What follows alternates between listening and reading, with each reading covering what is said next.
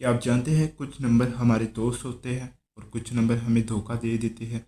आज हम एक ज़बरदस्त तरीका सीखेंगे जिससे आप रैशनल और इरेशनल नंबर्स कभी नहीं भूलेंगे। अगर आप 9वीं क्लास के स्टूडेंट्स हैं तो ये टॉपिक आपके पेपर में लाजमी आएगा, और अगर आपने आज समझ लिया तो नंबर भी ज़्यादा आएंगे और मज़ा भी आएगा। सबसे पहले हम देखेंगे कि रैशनल नंबर क्या होते हैं। रैशनल नंबर्स क्या होते हैं, और उसके बाद हम देखेंगे इरेशनल को कैसे समझा जाए। इरेशनल नंबर्स, और आखिर में हम एक ज़बरदस्त सवाल हल करेंगे जो कि एज ए आपके एमसीक्यूज को तौर पर होगा, जिससे आपको सब कुछ क्लियर हो जाएगा। चलो एक सवाल आपसे करता हूँ कि अगर हमारे पास पाई है तो वो रैशनल होगा या इरेशनल होगा।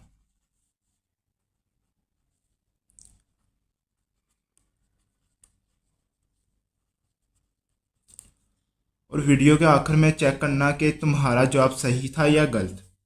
हाँ भाई, जैसे दुनिया में दो तरह के लोग होते हैं, कुछ सीधे साधे होते हैं और कुछ ज़रा नखरे वाले होते हैं। रैशनल नंबर भी वही है। रैशनल नंबर जो हमारी बात मानते हैं, और इरेशनल नंबर जो अपनी अलग दुनिया में रहते हैं, अनप्रिडिक्टेबल होते हैं और हमेशा सरप्राइज देने वाले होते हैं। सबसे पहले हम आज करेंगे रैशनल नंबर। ये रैशनल नंबर को हम आसानी से किस तरह कर सकते हैं कि ये रैशनल नंबर है या नहीं है, इसको हम देखेंगे। एक हिसाब से ये वो बच्चे होते हैं जो हमेशा टीचर की बात मानते हैं, होमवर्क वक्त पर करते हैं और इम्तिहान में धोखा नहीं देते। ये हमेशा पी ओवर क्यू की फॉर्म में लिखे होते हैं, मतलब दो के नंबर होते हैं, पी ओवर क्यू की शक्ल में लिखे जाते हैं। और पी और क्यू में कोई भी नंबर आ सकते हैं। पी और क्यू में कोई भी दो इंटीजर आ सकते हैं। इंटीजर्स क्या होते हैं, अब आपका ये सवाल होगा इंटीजर्स क्या होते हैं। इंटीजर्स वो नंबर होते हैं जो +-1 +-2 जो किसी भी फॉर्म में लिखे जाए, बेशक वो प्लस में हो वो माइनस में हो, वो इंटीजर हो। बट एक शर्त क्या है, यहाँ Q not equal to zero. मतलब कभी भी हमारे पास यहाँ क्यू इक्वल टू ज़ीरो नहीं होना चाहिए। मतलब ऊपर अगर 2 है नहीं तो नीचे कभी भी ज़ीरो नहीं आएगा। तो ये हमारे पास रैशनल नंबर हो गए कि ओवर में ज़ीरो ना हो, बस ओवर की फॉर्म में लिखा हो जाए, जिस तरह के 2/3, 1/3। ये सारे ही रैशनल नंबर, ये या तो मुकम्मल ख़त्म हो जाते हैं या वैसे ही लिखे जाते हैं इस तरह। अगर हम देखते हैं जिस तरह के 0.5, ये हमारे पास एक डिजिट है, ये तो रुका हुआ है, ये हमारे पास सिंपल रैशनल नंबर है। तो ये वैसे 1/2 बनता है इसका पैटर्न, ठीक है। और हम देख सकते हैं 1/3, 0.333, ये आगे चलते ही जाते हैं। ये भी हमारे पास रैशनल नंबर है जो उनसे आगे चलते ही जा रहे हैं। और भी काफ़ी सारी मसाले हैं, जिस तरह के 1/2 है तो, और 3/4 है, और 0.75 ये भी सीधा ख़त्म हो गया है, ठीक है। अब 1/2 इस हिसाब से लगा लो जिस तरह की आधी रोटी है, आराम से बढ़ सकती है, ठीक है। और 3/4 है, ये आप लगा लो चाय में चीनी की मकदार, जो तुम अपनी मर्ज़ी से एडजस्ट कर सकते हो, ठीक है। थोड़ा बहुत 3 चम्मच डाल लिए, ठीक है ना, उस हिसाब से। ये सारे ही हमारे पास रैशनल नंबर है जो रुक भी जाते हैं और आगे चलते भी नहीं है। लेकिन यहाँ एक ट्विस्ट है कि रैशनल नंबर के भी आगे दो टाइप्स हैं। वो कौन सी है, एक है टर्मिनेटिंग, और टर्मिनेटिंग होता है एक, ठीक है, और दूसरा है नॉन टर्मिनेटिंग, ठीक है। नॉन टर्मिनेटिंग, तो हम इसको अगले पेज पर तफसील से समझते हैं। रैशनल के आगे दो टाइप से, टर्मिनेटिंग और नॉन टर्मिनेटिंग। नॉन टर्मिनेटिंग को हम रिकरिंग भी कहते हैं, रिकरिंग डेसिमल नंबर ये भी हम कहते हैं, कोई भी नाम ले लो एक ही है। तो हम सबसे पहले टर्मिनेटिंग की बात कर ले। टर्मिनेटिंग वो होता है जो हमारे पास नंबर रुक जाते हैं। 1/4 है, 0.25, ये नंबर हमारे पास दो डिजिट तक चले फिर रुक के। इसी तरह आप 4/5 कर लो, ये 1 डिजिट तक चला फिर उसके बाद रुक गया, ठीक है। अगर आपको ये नहीं सोल्व करना आता है, इसका मैं आपको बता देता हूँ। 4 को आप अंदर लिखे, 5 को बाहर, तो उसके बाद यहाँ 0 लग गया, 0.58 बार 40, ठीक है। तो ये हमारे पास सोल्व हो गया। इसी तरह अब हम नॉन टर्मिनेटिंग की तरफ आते हैं कि नॉन टर्मिनेटिंग क्या होता है। टर्मिनेटिंग का तो हमें आइडिया हो गया, तो नॉन टर्मिनेटिंग हम देख लेते हैं क्या होता है। अब जिस तरह के आपके पास लिखा है 1/3, और 1/3 है, इसको हम सोल्व करेंगे। ये तो 0.333 या तो आगे चलता ही जा रहा है। अब दो बातें हैं इसमें, ये तो एक आगे चल रहा है, ना रुक रहा है, आगे मूव करता ही जा रहा है, और एक ये कि सारे नंबर सेम आ रहे हैं, 3 3 3, ठीक है। ये सब ही नॉन टर्मिनेटिंग है, ठीक है, जो आगे रुक रहा नहीं है। टर्मिनेटिंग का मतलब है रुक जाना, ठीक है, और नॉन टर्मिनेटिंग का रुकना नहीं, चलते ही जाना। और रिकरिंग का मतलब है जो सेम नंबर आए ना, सेम नंबर, ठीक है, वो रिकरिंग होगा हमारे पास, सेम। अब इसी तरह हम अगला देख लेते हैं। जिस तरह 1/6 है, 0.166, ये आगे रिपीट होता ही जा रहा है हमेशा। आपने ये डिजिट्स के बाद 3 डॉट लगाने हैं, ठीक है। अब आप इसको एक और तरीके से भी लिख सकते हैं। अब ये चलता ही जा रहा है, अगर 6 सेम नंबर चल रहा है तो उसके ऊपर बार लगा दे, तो इसका मतलब भी यही है कि ये चलते ही जा रहे हैं, ये भी रैशनल नंबर होगा। अब हम इर्रेशनल नंबर को समझेंगे कि इर्रेशनल नंबर हमारे पास क्या होता है। इर्रेशनल नंबर क्या होते हैं, ठीक है। इरेशनल नंबर आप इस तरह देख सकते हैं कि ये वो बच्चे होते हैं जो टीचर की एक नहीं सुनते, अपनी ही मानते रहते हैं, ठीक है, और हमेशा चक्कर देने में लगे रहते हैं, ठीक है। इस तरह ये भी P/Q की फॉर्म में नहीं लिखे जाते, ये P/Q की फॉर्म में नहीं लिखे जाते। इनके डेसिमल कभी भी नहीं खत्म होते। डेसिमल क्या होता है, जिस तरह के ये एक मेरे पास नंबर लिखा है ना, ये पॉइंट वाले नंबर हमेशा डेसिमल नंबर होते हैं, ठीक है। ये बात है नशीन कर लेना, ये पॉइंट वाले नंबर हमेशा हमारे पास डेसिमल नंबर होते हैं, ठीक है। अब मिसाल में आपको देता हूँ, जिस तरह के हमारे पास पाई है, आई की वैल्यू हमारे पास 3.14159, आगे चलती ही जा रही, रुक नहीं रही, ठीक है। आपने 3 डॉट लगाने, तो ये चलती ही जा रही है, ये हमारे पास इरेशनल नंबर है। क्यों इरेशनल नंबर भी सेम नहीं आ रहे, ठीक है, और ऊपर से रुक रहे भी नहीं है, ठीक है, तो ये हमारे पास इरेशनल नंबर हो गए। अब अंडर रूट 2 की बात कर ली, ये हमारे पास 1.414213, ये भी मूव करता ही जा रहा है, ये भी इरेशनल नंबर है। क्यों है, क्योंकि नंबर भी सेम नहीं आ रहे और रुक भी नहीं रहे। ये वो नंबर है जो आज कुछ, कल कुछ, परसों कुछ, और उनका कोई भरोसा ही नहीं होता भाई, ये इस तरह होते हैं। अगर रैशनल नंबर और इरेशनल नंबर को हम अच्छे तरीके से समझ ले तो हम इजीली सवाल सोल्व कर सकते हैं। रैशनल नंबर बेहतरीन लाइफ पार्टनर बनते हैं, क्योंकि ये सीधे साधे होते हैं, आसानी से समझ सकते हैं, हमेशा प्रिडिक्टेबल होते हैं, ठीक है। जिस तरह के ऊपर आपको मैंने रैशनल नंबर का ये टर्मिनेटिंग नॉन टर्मिनेटिंग का बताया था, पिछले पेज पर बताया था। इस इरेशनल नंबर इस तरह आप समझ लेंगे, ये शादी के बाद भी आपस में हमें कुछ सरप्राइज ही देते रहते हैं, आज कुछ कल कुछ, और उनका कोई अंदाजा ही नहीं होता भाई किस तरह ये करने हैं, ठीक है। तो ये हमारे पास मुख्तलिफ सिचुएशन में मुख्तलिफ नंबर हो सकते हैं, ना ये रुकते हैं ना ये सेम होते हैं, ये चलते ही जाते हैं। इन दोनों में फ़र्क कैसे पहचाने, मेन सवाल। अगर नंबर को डेसिमल में लिखे और वो कभी भी ख़त्म ना हो या रिपीट हो, वो रैशनल है। अगर नंबर को डेसिमल में लिख दिया, डेसिमल में लिख दिया, कभी भी ख़त्म ना हो, ये जिस तरह 1 2 1 2 1, ये नंबर कभी भी ख़त्म नहीं हो रहे, ये रिपीट है, मतलब ये रिपीट हो रहे हैं सेम सेम नंबर। मिसाल देकर समझाया कि ये नंबर रिपीट हो रहे हैं, ये हमारे पास रैशनल नंबर हो गए, ठीक है, रैशनल नंबर। इसी तरह अब देख ले कि इरेशनल नंबर क्या हो गए, जिसका कोई पैटर्न नहीं है, रैंडम नंबर कोई भी लिख दो, जिस तरह 1.432115, ना ही ये नंबर रुकेंगे और ना ही ये नंबर सेम हो गए, ये हमेशा चलते ही जाएगा। ये इरेशनल नंबर होते हैं हमारे पास, इरेशनल नंबर। अब आखिर में मैं आपको खुलासा बताता हूँ कि रैशनल इरेशनल नंबर क्या हो गए। जो P/Q की फॉर्म में लिखा जाए वो रैशनल है, 2/3 ये रैशनल है।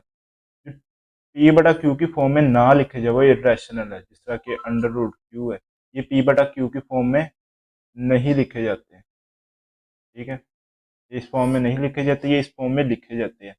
जो तुम्हारी बात माने वो रैशनल है, जो तुमको सरप्राइज दे दे वो इरेशनल नंबर है, जो रुक जाए वो रैशनल है, जो ना रुके वो इरेशनल नंबर है। बस ये सिंपल सा रूल है। अब आपको मैं एक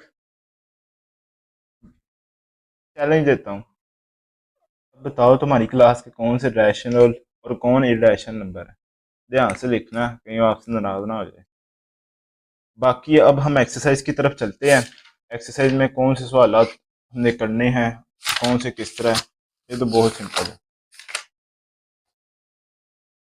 क्वेश्चन नंबर 1 का हमारे पास फर्स्ट पार्ट है 2.3535। 2.3535। सबसे पहले देखिए ये कि नंबर रुका हुआ है, तो ये नंबर आगे मूव नहीं कर रहा, रुका हुआ नंबर है, और इसमें सेम नंबर रिपीट भी कर रहे हैं 353535। तो मैं कहते हैं it's a rational number, it's a rational number. ये हमारे पास रैशनल नंबर के तौर पर हल होगा। अब दूसरे पार्ट की तरफ हम चलते हैं। दूसरे पार्ट में उसने दिया है 0.6, 0.6 के ऊपर बार। आपको मैंने पिछले सवालों में बताया भी था कि बार का क्या मतलब है, कि वो नंबर चलता ही जा रहा है, ये दोहराया है, बार बार दोहराया जाएगा, ये नंबर चलता ही जा रहा है। सबसे पहले ये नंबर चल रहा है, ये मेरे पास नंबर चलता ही जा रहा है, ये नंबर मेरे पास होगा रिकरिंग नंबर्स, जो सेम नंबर आगे चलते ही जा रहे हैं, और नॉन टर्मिनेटिंग। तो मैंने बताया था जो नंबर आगे चल रहे हैं और सेम हो वो हमारे पास सिंपल रैशनल नंबर होते हैं, रैशनल नंबर्स। अगले सवाल की तरफ हम चलते हैं, उसमें वो क्या बता रहा है। उसमें उसने कहा है कि जो सा हमारा सवाल है वो है